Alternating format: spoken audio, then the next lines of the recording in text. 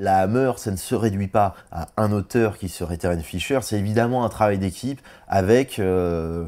donc, on retrouve tout le temps les mêmes techniciens, en tout cas dans les premiers films, et c'est parce qu'il y a eu la spécialisation d'une seule et même équipe qu'il y a eu vraiment une griffe Hammer, un univers cohérent qu'on retrouve d'un film à l'autre, une esthétique extrêmement identifiable tant par les critiques que par le grand public, que par les fans. Voilà, c'est pour ça qu'il y a eu le phénomène Hammer. Faut citer le chef opérateur Jack Asher qui faisait un travail sur la couleur qui était absolument fantastique. Il faut citer le compositeur James Bernard qui donnait vraiment une identité sonore au film de la Hammer. Il faut citer le scénariste Jimmy Sangster qui est pas étranger au travail de renouvellement sur les mythes. On peut citer les producteurs, les acteurs, Peter Cushing et Christopher Lee qu'on retrouve d'un film à l'autre, ou en duo, ou parfois séparément, chacun étant la star du film.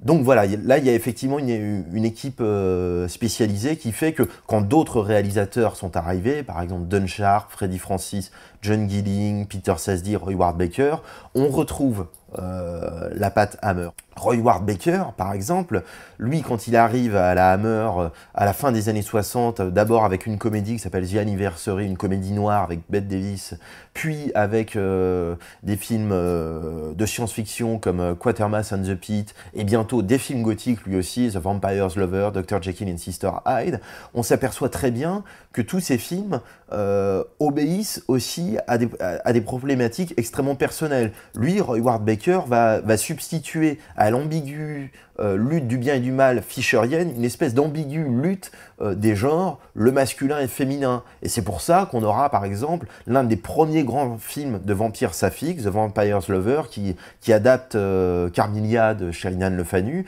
Et c'est pour ça qu'on aura également Dr. Jekyll et Sister Hyde, c'est-à-dire une variation transsexuelle sur le mythe de Jekyll et Hyde, et qui est un film qui n'est absolument pas grivois comme son titre pourrait le laisser penser, alors qu'on aura bientôt la vague du porno, et porno soft puis le porno hard au milieu des années 70. Non, c'est une vraie tragédie transsexuelle absolument fascinante, et en même temps un grand film gothique, presque un idéal de film gothique anglais, parce que on retrouve à la fois le mythe de Jekyll et Hyde, mais aussi Burke et Hare, les résurrectionnistes, mais aussi Jack l'Éventreur. Il mêle tout ça dans un film absolument passionnant et fascinant qui est d'ailleurs l'un des derniers grands films de la Hammer avant qu'elle périclite au milieu des années 70.